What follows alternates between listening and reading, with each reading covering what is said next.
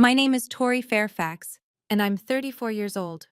3 weeks ago, my parents sold our family home for $1.8 million, the same house I'd contributed $200,000 to 12 years earlier, and handed every single dollar to my sister.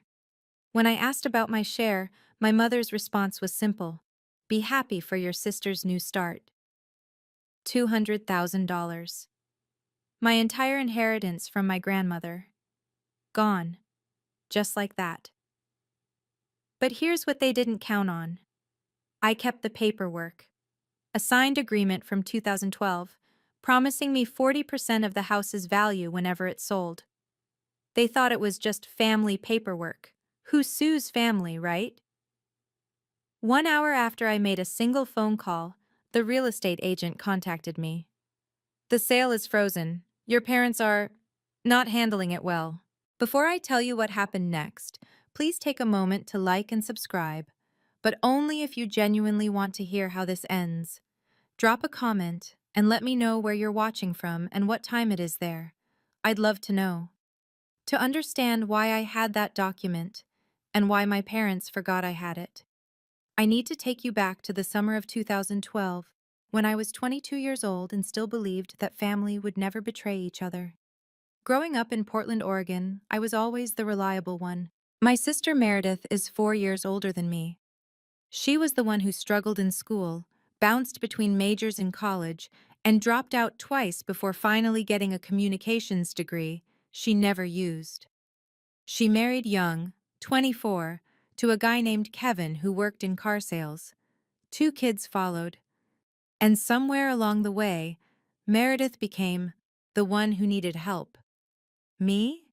I graduated summa cum laude with an accounting degree, got hired at Morrison and Caldwell straight out of school.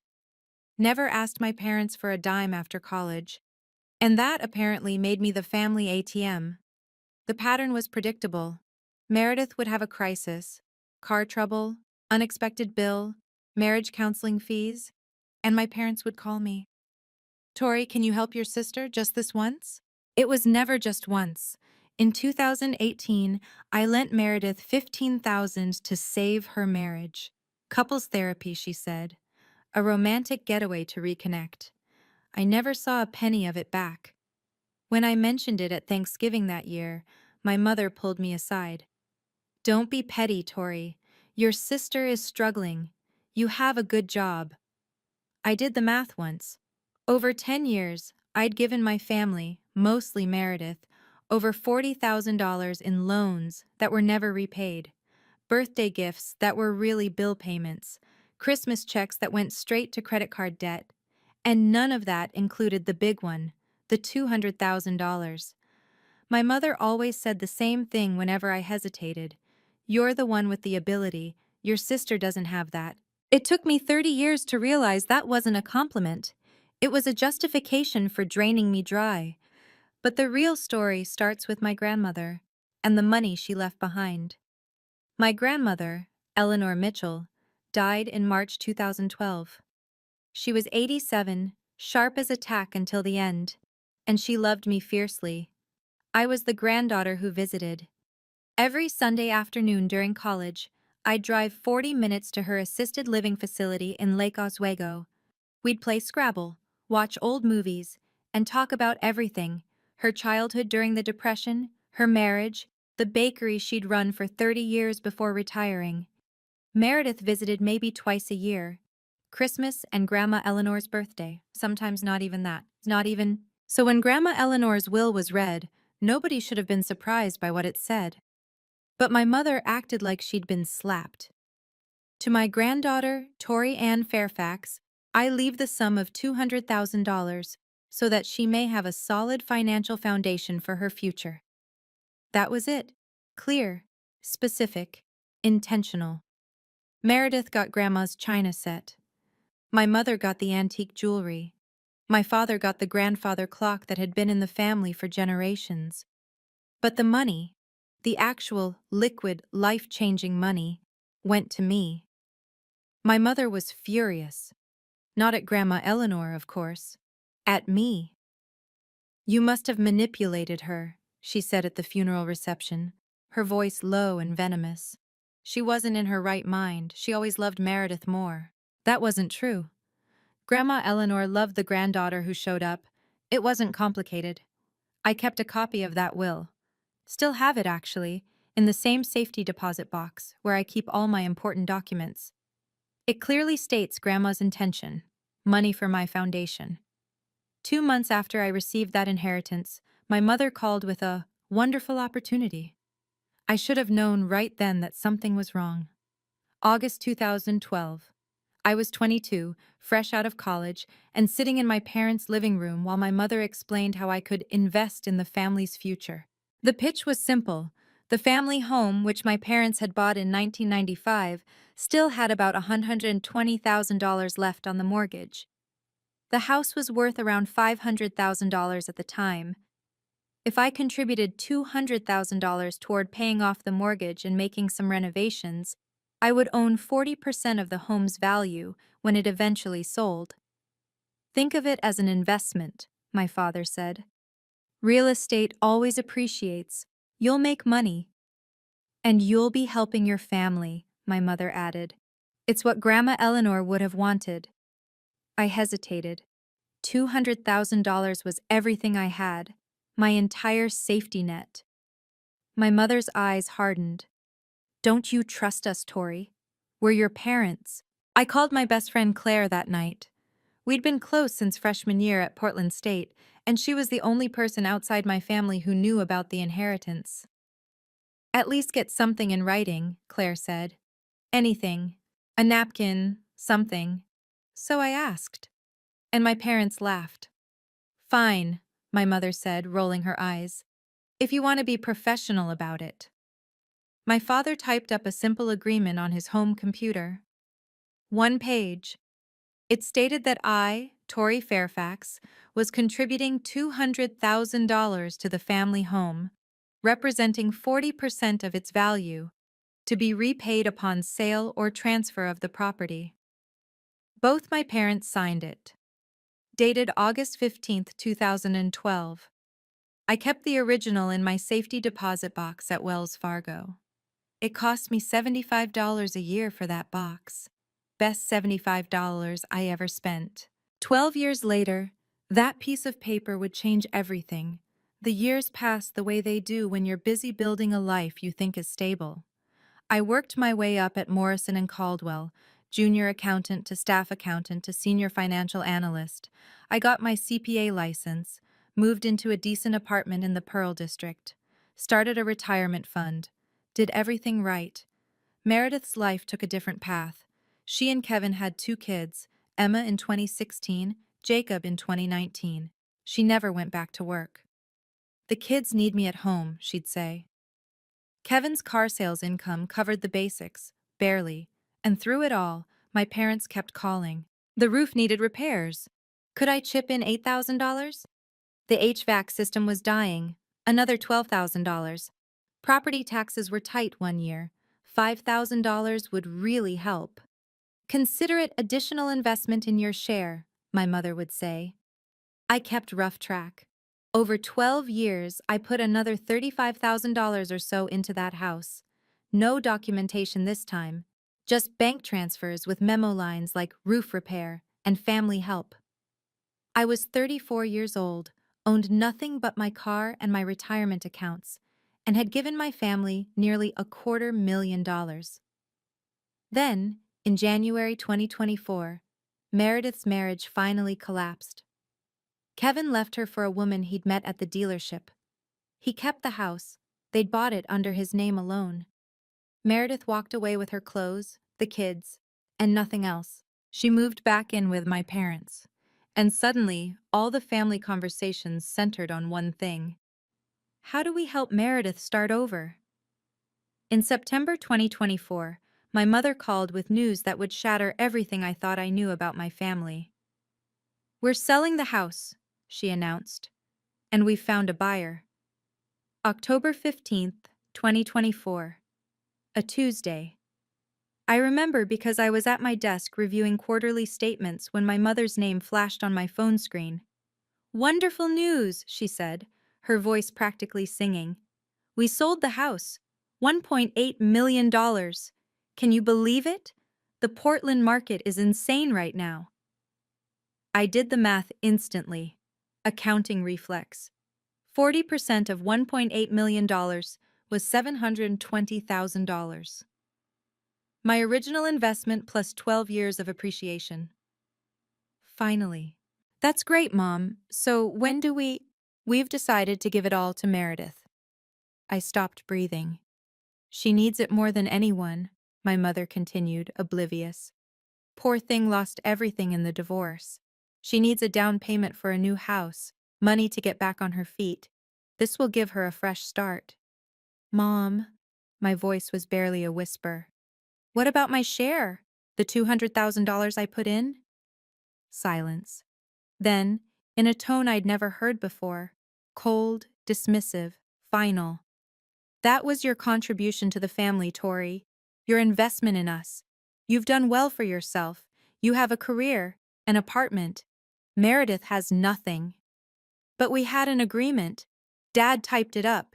You both signed. That was just family paperwork. She actually laughed. Nobody's going to hold you to that. We're family, not business partners. I gripped my phone so hard my hand ached. Be happy for your sister, my mother said. She's getting a second chance at life. That's what matters. She hung up before I could respond. I sat at my desk for 10 minutes without moving. My computer screen went to sleep. The office buzzed around me. And something inside me, something that had bent and flexed and accommodated for 34 years, finally snapped. I didn't sleep that night. I lay in bed replaying every moment. Every loan that was never repaid. Every holiday where Meredith's struggles took center stage. Every time I'd swallowed my needs because Tori can handle it. At 6 a.m., I gave up on sleep and called Claire. What time is it? She groaned. 6. I need to talk. 20 minutes later, she was fully awake and fully furious on my behalf. Tori, please tell me you kept that agreement. I had. Of course I had. I was an accountant. I kept everything. Then you need a lawyer, Claire said. Today, not tomorrow. Today. When's the closing? I checked the email my mother had forwarded weeks ago, back when she was still pretending I'd be included in the celebration. The closing was scheduled for October 20th, 5 days away. I don't know if I can do this, I whispered. They're my family. Tori, Claire's voice was firm. What family takes $200,000 from their daughter and then acts like it never happened? What family looks at your grandmother's inheritance, money she specifically left for you, and decides someone else deserves it more? I didn't have an answer. If a stranger did this to you, Claire continued, you'd call the police. Why should your family get a pass? She was right. I knew she was right. I'd known it for years, probably. I just hadn't wanted to face it. What if I lose them? I asked. What if this destroys everything? What do you have right now? Claire shot back. A family that treats you like an ATM isn't a family. It's a bank with guilt trips. That afternoon, I made an appointment with a real estate attorney named Nathan Webb. For the first time in my life, I chose myself. Nathan Webb's office was on the 14th floor of a downtown Portland high-rise with floor-to-ceiling windows overlooking the Willamette River. He was in his mid-40s, silver at the temples, with the kind of calm presence that comes from decades of seeing people at their worst. I handed him 3 documents: the 2012 agreement with my parents' signatures, the bank statement showing my $200,000 wire transfer, and a copy of my grandmother's will. He read through everything in silence. Twice. Ms. Fairfax, he finally said, setting down the papers. Under Oregon law, this agreement is binding. I exhaled. I hadn't realized I'd been holding my breath. The document is signed by both parties, he continued. It specifies the amount contributed, the percentage of ownership, and the conditions for repayment. It's not fancy, but it's enforceable. My mother said it was just family paperwork, I said, that no one would hold me to it. Nathan almost smiled. People say a lot of things when they're trying to avoid paying $720,000. He explained my options. I could send a formal letter demanding my share, but that would give my parents time to lawyer up, potentially contest the agreement, drag things out for months or years. Or I could wait until the closing, appear with legal representation, and assert my claim directly. The sale couldn't proceed if there was a legitimate ownership dispute. Which would you recommend? I asked. The closing is in 3 days, Nathan said. If you want certainty, you show up with documentation they can't refute, in front of witnesses who have a legal obligation to address ownership disputes before completing any transaction. I thought of my mother's voice on the phone. Be happy for your sister. I'll be there, I said. What do I need to do? Nathan Webb moved fast. By the end of our meeting on October 17th, he had already drafted a letter to Lakewood Realty, the company handling my parents' sale, notifying them of a potential ownership dispute affecting the property. We won't identify you by name yet, he explained. Just that a claim exists. It puts them on legal notice. They'll be required to disclose this to all parties before closing. I imagined my parents receiving that news, the confusion, the dawning realization. What happens when they find out it's me? They'll try to contact you, probably through your mother. Guilt, manipulation, whatever's worked before. Nathan's eyes were steady. The question is whether you'll hold firm. I thought about that. 34 years of bending, of being the responsible one, of watching my grandmother's gift, her explicit, documented wish for my security, being handed to someone else because my sister needed it more. I'll hold firm, I said. Nathan nodded. Good. I'll attend the closing with you on the 20th. We'll bring notarized copies of everything. The original agreement, the wire transfer records, even your grandmother's will showing her intent. He paused, then added something that made my stomach drop. I should mention, I reviewed the listing documents your parents filed. They signed a seller's disclosure stating there were no ownership claims or disputes on the property. Meaning? Meaning they either forgot about your agreement entirely or they deliberately omitted it. His expression was neutral, professional. Either way, they signed a legally binding document that wasn't accurate. That's not good for them. The closing was in 3 days. My family had no idea I was coming. No idea I had the agreement. No idea their $1.8 million sale was about to come to a grinding halt. And honestly, I was terrified. October 17th, 5:47 p.m. My phone rang. Mom. I almost didn't answer, but I needed to know what they knew. Tori! Her voice was bright, artificially so. I'm so glad I caught you. We're having a little celebration after the closing, a housewarming party for Meredith at her new place. Well, once she finds one, you'll come, won't you? A party. They were planning a party. When is it? I asked, keeping my voice neutral. The 21st, right after all the paperwork's done. The whole family will be there.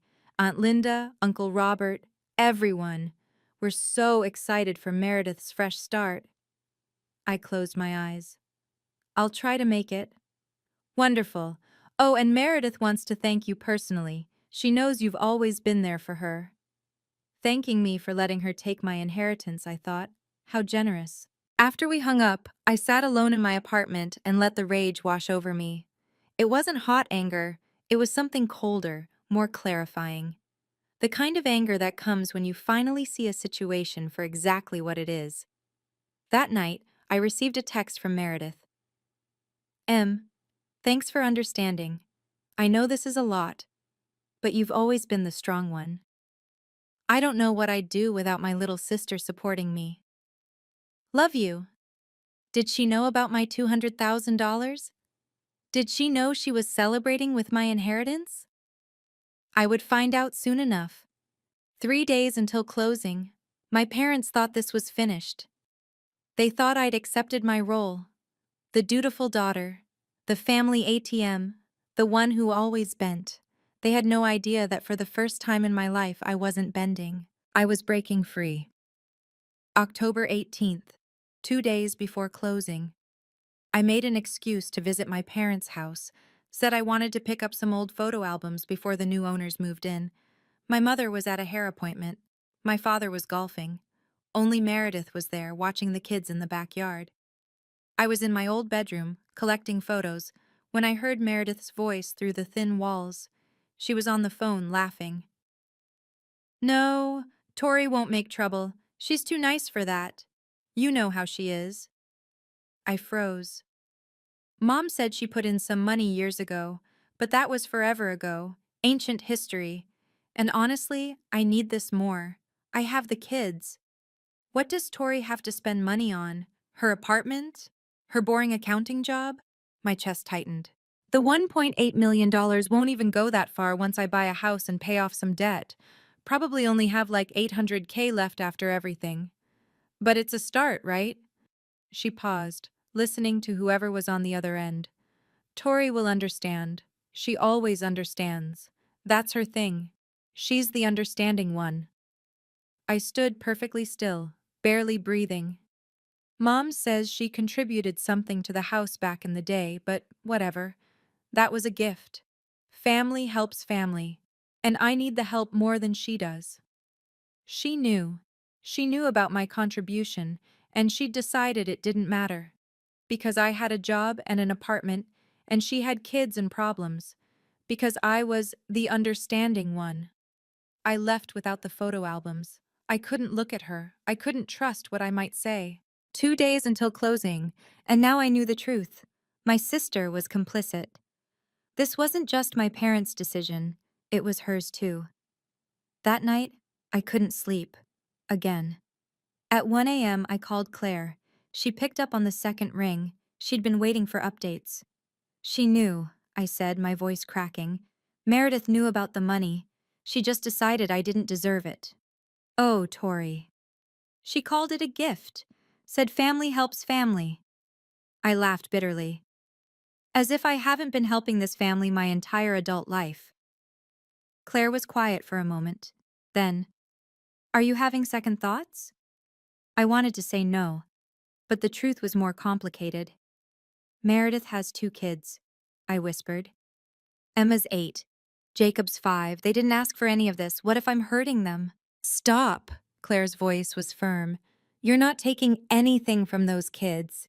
You're taking what's legally yours, what your grandmother explicitly left for you. If Meredith can't afford to raise her kids without your stolen inheritance, that's her problem to solve, not yours. But everyone will hate me. My parents, Meredith, the aunts and uncles. I'll be the villain. Then let them hate you with their wrong opinions while you have your $720,000 and your self-respect. Claire sighed. Tori, you've spent your whole life being the good daughter. Where has it gotten you? I didn't answer because we both knew. If you don't stand up for yourself now, Claire continued, who will? Your mom? She's the one stealing from you. Your dad? He just does whatever she says. Meredith? She's literally celebrating with your money. She was right. I knew she was right.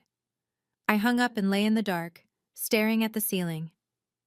October 20th, 10 a.m., Lakewood Realty's downtown office. I would be there, with my lawyer, and the document they'd forgotten I had. Okay, I need to pause here for a second and ask you something directly. If you were me, standing at this crossroads, knowing your family would probably never forgive you, what would you do? Would you fight for what's yours, even if it meant losing them? Or would you let it go, to keep the peace? Comment your answer. A, if you'd fight. B, if you'd let it go. And if you're invested in how this ends, hit subscribe, because the closing is coming. Now, back to the story. October 19th, 1 day before closing. I met Nathan Webb at his office for a final strategy session. The conference table was covered with documents, my original agreement, notarized copies, bank statements, even a timeline I'd written out showing every additional contribution I'd made over 12 years. Here's how tomorrow will go, Nathan said, sliding a legal pad toward me. The closing is scheduled for 10 a.m. at Lakewood Realty's office downtown. Your parents, your sister, the buyers, their lawyer, an escrow officer from the title company, Everyone will be in the room. And they don't know I'm coming? The real estate company knows there's an ownership dispute. They're legally required to inform all parties before closing, but I asked them not to reveal who filed the claim. Yet. I tried to imagine my mother's face when she found out. What happens when we walk in? I'll introduce myself as your legal representative. We'll present the 2012 agreement and supporting documentation. At that point, the escrow officer cannot proceed with the transaction until the dispute is resolved. And then? Nathan's expression was unreadable. Then your parents will have a choice. Acknowledge your claim and adjust the distribution accordingly, or face a potential lawsuit, which they will lose, and which will cost them significantly more in the long run. I nodded slowly. They'll try to manipulate me, in front of everyone. Probably. That's why I'll do most of the talking. Your job is to stay calm, say as little as possible, and let the documents speak for themselves. That night, I laid out my clothes. A professional navy blazer, white blouse, black slacks. I would walk into that room looking exactly like what I was, a financial professional who knew her rights. Tomorrow would change everything. October 20th, 2024. 9:45 a.m. Lakewood Realty occupied the ground floor of a renovated building in downtown Portland. Floor-to-ceiling windows, exposed brick. The kind of space that screamed, successful transactions happen here. I arrived 15 minutes early with Nathan. The receptionist led us to a glass-walled conference room where we could watch the other parties arrive. My parents came first. My mother wore a cream-colored blouse and pearls, her important meeting outfit. My father looked uncomfortable in a sport coat, constantly tugging at the collar. They didn't notice me in the conference room. They were too busy laughing with Jennifer Walsh, the real estate agent. Meredith arrived next, looking more put together than I'd seen her in months. Full makeup, hair done, wearing a wrap dress and heels. She was already talking about paint colors for her new kitchen. Then the buyers, David and Linda Morrison, a couple in their 60s looking to downsize. Their lawyer, a gray-haired woman with a leather briefcase. Finally, the escrow officer from the title company, a young man clutching a folder thick with documents. Everyone took their seats. Meredith sat between our parents, practically glowing. She glanced around the room and finally noticed me. Tori! She looked confused. What are you doing here? My mother's head snapped toward me. For a moment, something flickered in her eyes. Uncertainty? Fear? I came to support the family, I said evenly. This is my attorney, Nathan Webb. Nathan nodded politely but said nothing. My father's brow furrowed. Attorney? What do you need an attorney for? Jennifer Walsh cleared her throat, shuffling papers nervously. Well, before we begin, there's something we need to address. The room went very still. My mother's smile didn't waver, but her eyes had gone cold. Jennifer Walsh looked like she'd rather be anywhere else. We received notification 2 days ago of a potential ownership dispute involving this property, she said, her eyes carefully avoiding my mother. We're legally obligated to address any such claims before we can proceed with the transaction. My mother laughed, a brittle, theatrical sound. Ownership dispute? That's absurd. This house belongs to Richard and me. It's been in our names for 30 years. Mom, my voice was steady. You know exactly what this is about. David Morrison, the buyer, shifted uncomfortably. What kind of dispute are we talking about here? Jennifer opened her mouth, but Nathan spoke first. I'd like to clarify the situation. He stood, commanding the room's attention. My client, Tori Fairfax, contributed $200,000 to this property in August 2012. In exchange, she was promised 40% of the home's value upon any future sale. That's ridiculous, my mother snapped. There is. Nathan placed a document on the table. A written agreement, signed by both Richard and Diane Fairfax on August 15, 2012. I have the original and notarized copies for everyone present. He slid copies down the table. I watched my father pick one up, his face draining of color. He remembered. Of course he remembered. He'd typed it himself. My mother's copy sat untouched in front of her. Along with the agreement, Nathan continued, we have bank records confirming a $200,000 wire transfer from Ms. Fairfax's personal account to Mr. and Mrs. Fairfax on August 18, 2012. The timing and amount match the agreement exactly. Linda Morrison turned to her husband. David, I don't think we should. No one's signing anything until this is resolved, Jennifer said quickly. We can't close with an unresolved ownership claim. My mother finally looked at me. The coldness in her eyes had turned to something darker. The silence stretched like a rubber band about to snap. Nathan remained standing, his voice calm and professional. The agreement is clear. Ms. Fairfax is entitled to 40% of the sale price. That's $720,000. Meredith's mouth fell open. $720,000? You're suing us? I'm not suing anyone. I met her eyes. I'm asking for what I was promised, what I'm legally owed. This is insane. My mother's composure cracked. That was family money. You were helping with the mortgage. I was making an investment, I corrected, and I have the document proving it, with your signature, and Dad's. My father hadn't said a word. He was staring at the agreement, his face ashen. Diane, I remember this. I typed it myself. Richard, don't. She was right to ask for it in writing, he continued almost to himself. I thought it was silly at the time, but she was right.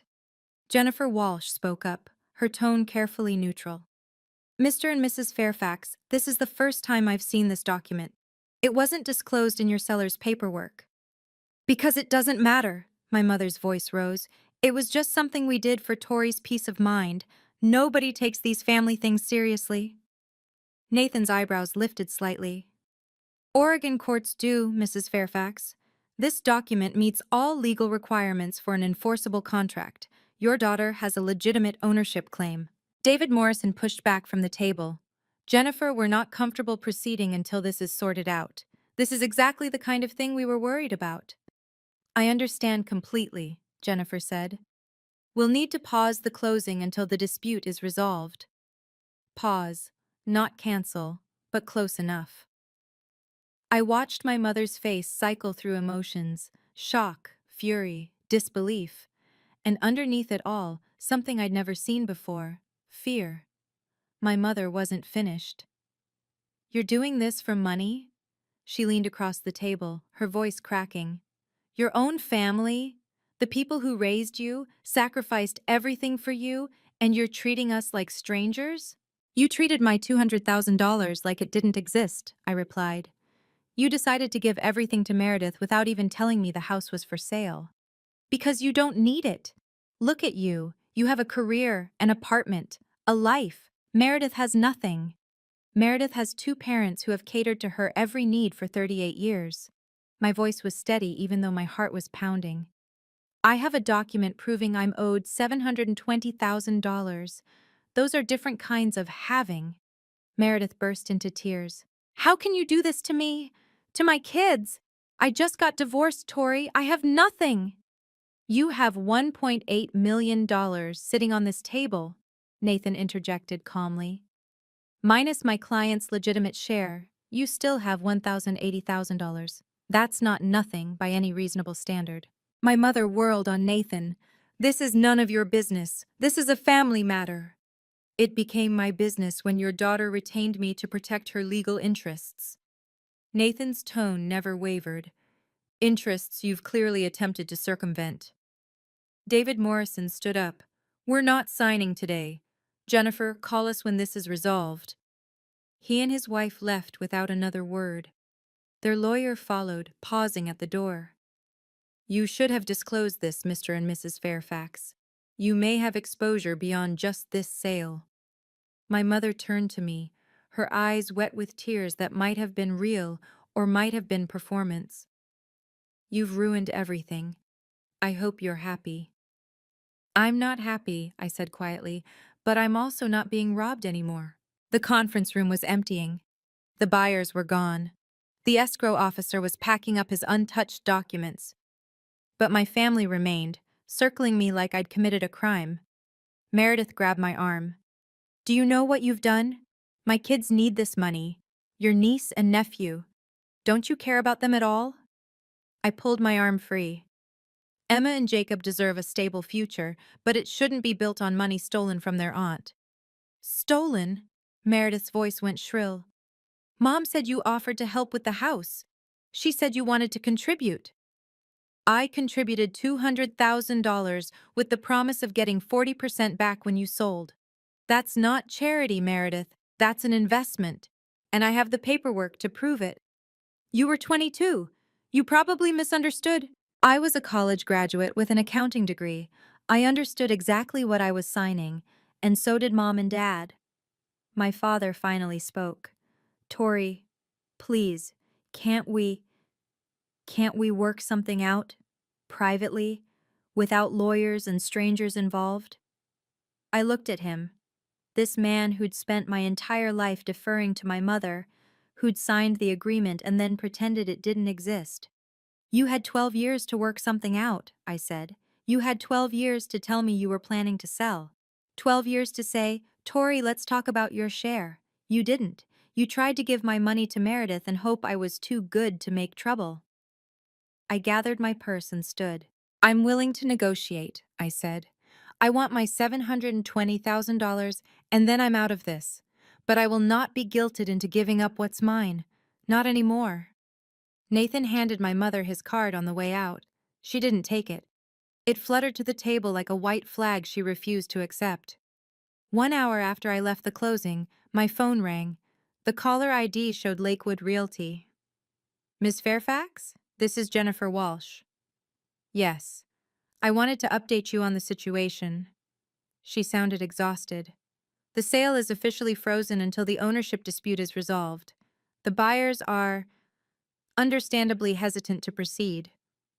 I understand. Your parents are not handling it well. Your mother is insisting this is all a misunderstanding. Your father is asking if there's any way to expedite a resolution. There is, I said. They can acknowledge my 40% claim and adjust the payout accordingly. Jennifer paused. I've been doing this job for 15 years, Ms. Fairfax. I've seen a lot of family conflicts over real estate, but I have to say, I've never seen anyone forget to disclose a $200,000 contribution from a family member. Do you think they forgot? Another pause. I think they hoped no one would ever ask. I thought about that. 12 years of hoping I'd never assert my rights. 12 years of betting on my silence, my compliance, my pathological need to keep the peace. Ms. Walsh, can I ask you something? Of course. In your professional opinion, not legally, just personally, would you have signed that seller's disclosure stating there were no ownership claims? She was quiet for a long moment. No, she finally said. I would not have, because that's not just an oversight, Ms. Fairfax. That's a choice. My parents had chosen to erase me, to pretend my contribution didn't exist, to sign legal documents saying no one else had any claim to their property. They'd made their choice. Now I was making mine. I'll have my attorney contact you tomorrow to discuss next steps, I said. Thank you for calling. The guilt offensive started that evening. My mother called at 6:47 p.m. Her voice had transformed from the cold fury of the conference room to something softer, wounded, maternal, heartbroken. Tori, she sighed my name. I can't believe it's come to this. Neither can I. I raised you better than this. I taught you that family comes first, that we support each other. Her voice cracked artfully. And now you're treating us like criminals. I'm treating you like people who signed a contract and then pretended it didn't exist. That contract was a formality. We never meant... Then why did you sign it? Silence. You had a choice, Mom. When you decided to sell, you could have called me. You could have said, "Tori, remember that agreement? Let's talk about how to honor it." Instead, you tried to give everything to Meredith and hope I wouldn't notice. Your sister needs it more. That's not for you to decide. Not with my money. Her tone shifted again, harder now, threatening. If you go through with this, I'll tell everyone. The whole family will know what kind of daughter you really are. A greedy, selfish. Tell them. I cut her off. And I'll show them the document, with your signature, dated 2012. I'll explain that you took $200,000 from your own daughter and then tried to give it to your other daughter because she needed it more. For the first time in my life, my mother had no response. I'm not the villain in this story, Mom. I'm the one with receipts. Your father's heart, she said finally. He has a condition. The stress could. Dad's health is Dad's responsibility. Mine is protecting myself from being robbed. I hung up before she could say anything else. My hands were shaking, but I didn't call back. Okay, I know that was intense. I'm still processing it myself, honestly. This is the part where I need your support the most.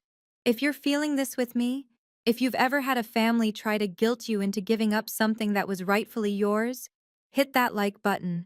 That's how I know you're still here with me.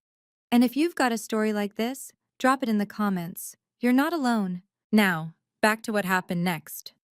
I didn't expect Meredith to call that night. It was almost 10 p.m. when her name appeared on my screen. I hesitated, then answered. Tori? Her voice was different, tired, drained of the theatrical tears from earlier. Can we talk? Just us? We're talking. Mom's losing it. She's been on the phone with Aunt Linda for an hour, spinning some story about how you ambushed us. Meredith laughed bitterly. I don't think Linda's buying it. I didn't say anything. I need to ask you something, Meredith continued, and I need you to be honest. Okay. Did you really put in $200,000, like your own money, back in 2012? I felt something tighten in my chest. You know I did. You said so yourself on the phone yesterday at the house. Silence. Then, you heard that? I heard enough. Tori, She trailed off. Mom told me you helped a little back then. She never said how much. I swear I didn't know it was $200,000. Not until today. I wanted to believe her, but the words I'd heard through that wall, Tori will understand, she always understands, kept echoing. You knew there was something, I said. You just didn't ask how much because you didn't want to know. The silence stretched between us. Maybe you're right, Meredith finally admitted. Maybe I didn't want to know. Because if I knew, I'd have to think about it. And it was easier not to. That's not my problem to solve, Meredith. I know. Her voice broke. I know I've been the problem child. The one everyone had to rescue. I know you've resented me for years. I didn't resent you. I resented being invisible while you got everything. That's fair, she whispered. That's really fair. October 22nd, 2 days after the failed closing, Nathan Webb called with an update. The buyers, David and Linda Morrison, had officially issued an ultimatum. Resolve the ownership dispute within 7 days, or they would withdraw their offer and demand their $90,000 earnest money deposit back. If they withdraw, Nathan explained, your parents face two problems. First, they lose a guaranteed buyer in a market that's already cooling. Second, they may have legal exposure for misrepresentation on the seller's disclosure. Misrepresentation? They signed a document stating there were no ownership claims on the property. That wasn't accurate. The Morrisons' lawyer has already sent a letter suggesting they might pursue damages. I processed this. My parents had put themselves in a corner, and I hadn't even done anything except show up with the truth. What do you think they'll do? I asked. I think they'll realize they have no leverage. Every day this drags out costs them money, legal fees, carrying costs on the house, potential lawsuit from the buyers. Meanwhile, you can wait indefinitely. The agreement doesn't expire. That afternoon, I learned my mother had hired her own lawyer, a family attorney named Douglas Peters, who, according to Nathan, had immediately advised her that fighting my claim would be expensive, lengthy, and almost certainly unsuccessful. His exact words, apparently, were, "Mrs. Fairfax, your daughter has documentation that any judge in Oregon will recognize as valid. My professional advice is to negotiate." I almost laughed. After 34 years of my mother controlling every narrative, she'd finally encountered a situation where her version of events didn't matter. The facts were the facts, the signatures were the signatures, and she was running out of time. My mother's tell everyone threat backfired spectacularly. By October 23rd, she had called every relative she could reach: Aunt Linda, Uncle Robert, cousins I hadn't spoken to in years, spinning a story about her ungrateful daughter blocking a family home sale over ancient history. What she didn't count on was me sending a group email that same day. Subject: clarification on the Fairfax property dispute. I kept it simple. Attach the 2012 agreement with both signatures. The bank records showing my $200,000 transfer. A brief explanation. I contributed this money with a documented promise of 40% ownership. When the house sold, my share was going to be given to my sister. I'm asking for what I was promised. The responses came fast. Aunt Linda, my mother's own sister, called me that evening. "Tori, honey, I believe you." Her voice was warm, steady. "Your mother, she did something similar when we settled your grandmother's estate. Tried to claim things that weren't hers. I know what she's capable of." "She did?" "She wanted Mama's jewelry and the money you got. Said it was unfair that you inherited more than Meredith. I had to threaten to get lawyers involved before she backed down." I hadn't known that. For years, I thought I was the only one who saw my mother clearly. Uncle Robert called next, my father's brother. "Your dad called me, asking me to talk sense into you." I told him I'd seen the documents, and the only person needing sense talked into them was him. The family narrative was shifting. My mother had counted on everyone believing her story without evidence. She hadn't anticipated that I would provide receipts, literally. "You're not alone in this," Aunt Linda told me before hanging up. "You never were. We just didn't know how to help." October 24th. My father called. It was the first time he'd reached out without my mother orchestrating it. "Tori." His voice was heavy, tired. "Can we talk? Just you and me?" I was driving home from work, the Portland evening traffic crawling around me. I pulled into a parking lot and turned off the engine. "I'm listening." "I owe you an apology." He paused, and I heard him take a shaky breath. "I owe you a lot of apologies, but this one especially." I waited. "I signed that paper in 2012. I typed it up myself. I remember doing it." His voice cracked. "And then I let your mother convince me it didn't matter. That you wouldn't. That you'd just go along with things." "Why, Dad?" The question I'd held for months finally escaped. "Why did you let her do this?" "Because I'm a coward, Tori." The admission hung between us. "Your mother is... she's a lot. She has strong opinions. And somewhere along the way, I learned it was easier to agree with her than to fight, even when she was wrong, even when I knew she was wrong." "That's not a coward, Dad. That's a collaborator." He made a sound that might have been a sob. "You're right.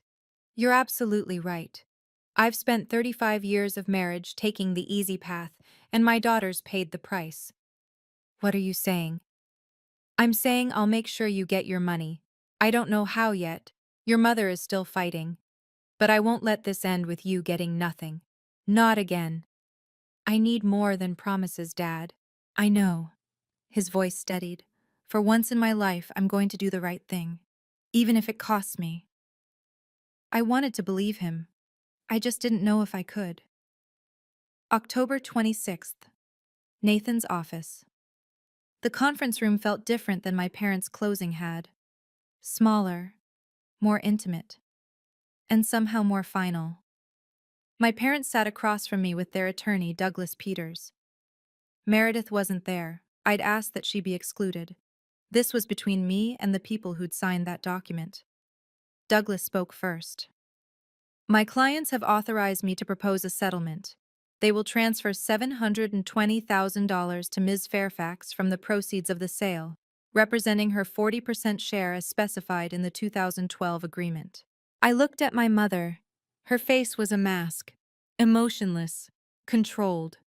Whatever internal battle she'd fought, it was over. In exchange, Douglas continued, Ms. Fairfax will sign a release waiving any future claims against the property or the remaining proceeds. Nathan glanced at me. We'd discussed this possibility. My client accepts, Nathan said. We'll have the release prepared within 24 hours. The $720,000 should be transferred within 3 business days of the sale closing. My father nodded. My mother didn't move. There's one more thing, I said. Everyone looked at me. I want you both to acknowledge, here, in front of our attorneys, that this money was always mine. That the agreement was valid. That what you tried to do was wrong. My mother's jaw tightened. Tori, I need to hear it. The silence stretched. My father spoke first. You're right. It was yours. We were wrong to try to take it. My mother stared at the table. For a long moment I thought she wouldn't say anything at all.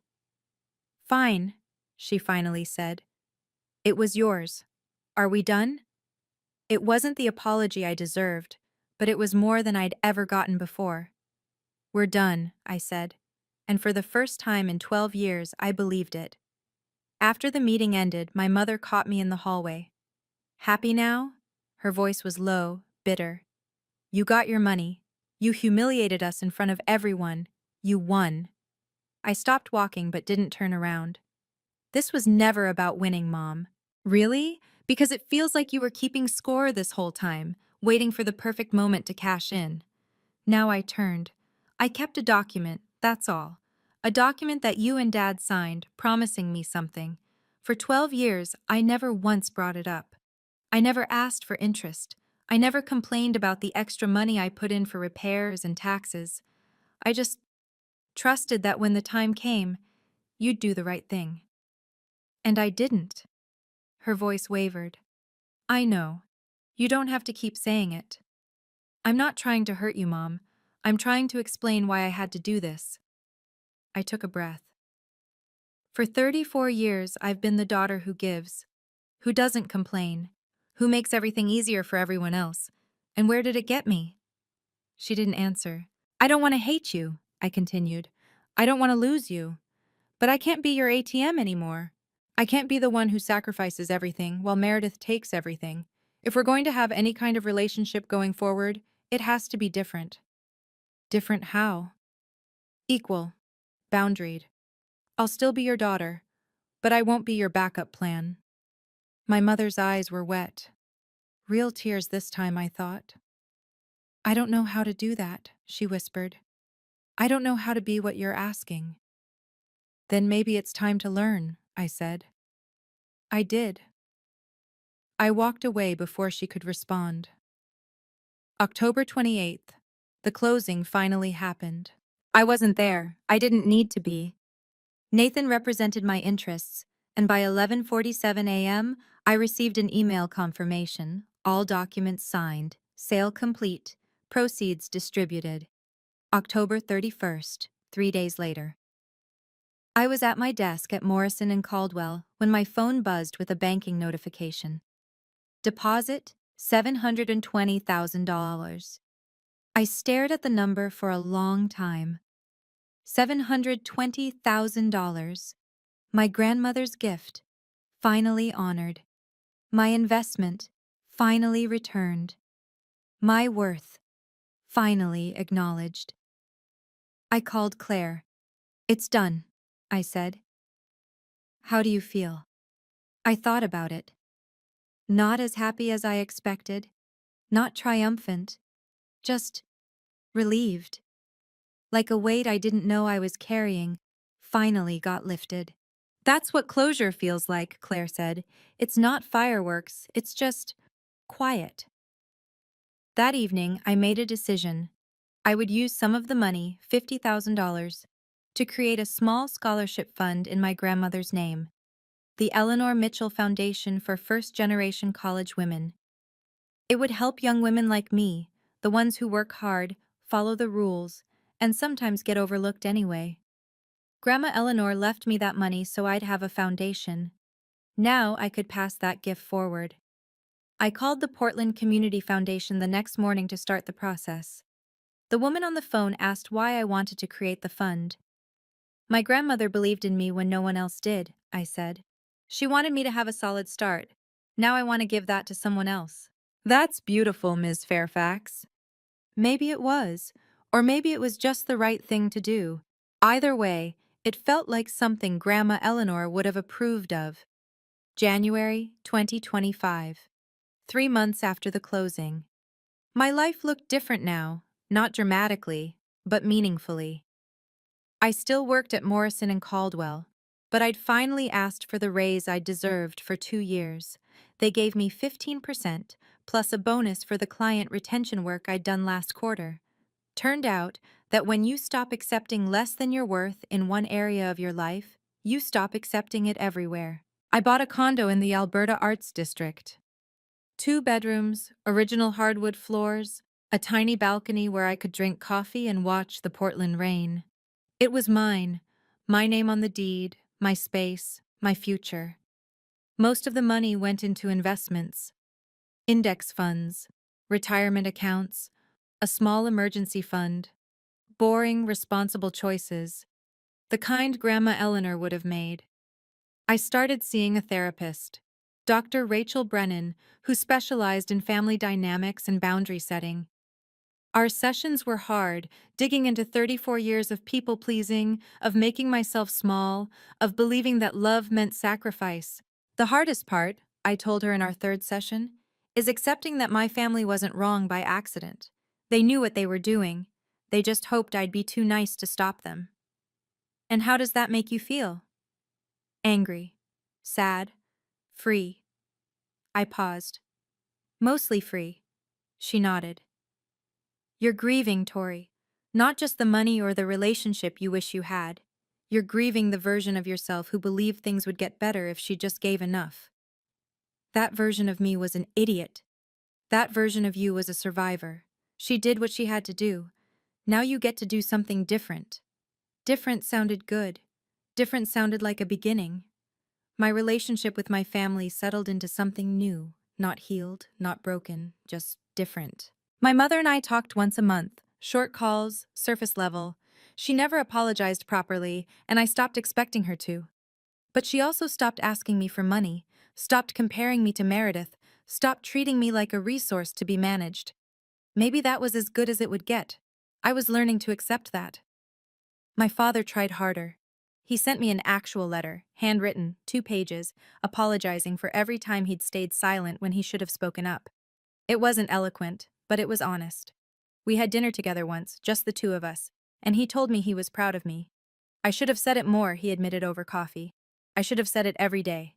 You can start now, I told him. And he did. The surprise was Meredith. In December, she sent me a text. I got a job, part-time, at a dental office. First real job in 8 years. Thought you should know. I wrote back. That's great, Meredith, I mean it. A week later, she sent another. I bought a house, smaller than I wanted, but it's mine. I used my money. My money. Is that stupid to be proud of? It's not stupid at all. She called me on Christmas Eve. We talked for an hour.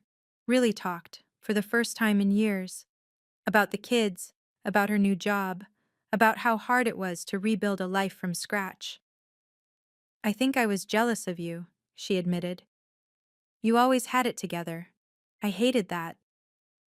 I didn't have it together. I was just better at hiding. Maybe we're more alike than I thought. Maybe we are. I'm sitting in my new condo as I tell you this story. It's a Tuesday evening. The rain is tapping against the window, and the city lights are glowing through the fog. On my wall, in a simple black frame, is the 2012 agreement. 2 signatures, 1 promise. The piece of paper that changed everything. People ask me sometimes if it was worth it. The stress, the conflict, the months of family tension, if I'd do it again. The answer is yes, every time. Not because of the money, though $720,000 certainly didn't hurt, but because of what the fight taught me. For 34 years, I believed that being a good daughter meant saying yes, meant giving, meant disappearing myself so others could take up more space.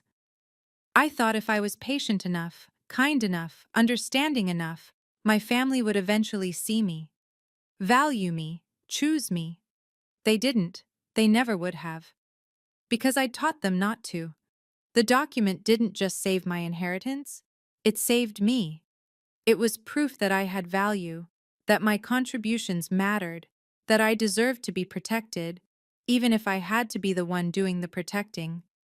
If you're watching this and you're in a similar situation, being taken advantage of by people who should love you, hear me when I say this.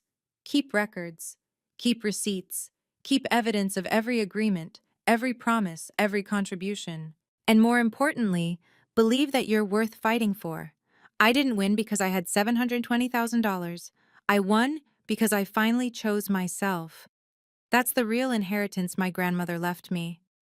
Not just the money, but the knowledge that I deserve to take up space, to have boundaries, to be seen. And no one, not even family, gets to take that away. From a psychological perspective, Tori's story reflects a dynamic many families struggle with: the scapegoat versus the golden child. When one child is expected to carry burdens while another is protected from consequences, both suffer, just differently. The responsible child learns that love is conditional on performance. The protected child never develops resilience. 3 lessons to take from this. Take. First, loving someone doesn't mean letting them exploit you. Boundaries aren't walls, they're doors you control. Second, documentation isn't distrust, it's clarity. Even with family, especially with family, put important agreements in writing. Third, sometimes saying no is the most loving thing you can do. It forces people to grow in ways enabling never will. If any of this resonated with you, know that you're not alone. And your rights, financial, emotional, personal, are worth protecting. You deserve to take up space. Thank you for staying with me until the end of this story. If it meant something to you, if you've been the Tory in your family, hit that like button and subscribe. That's how I know these stories matter. There are more stories like this in the playlist below, in the description.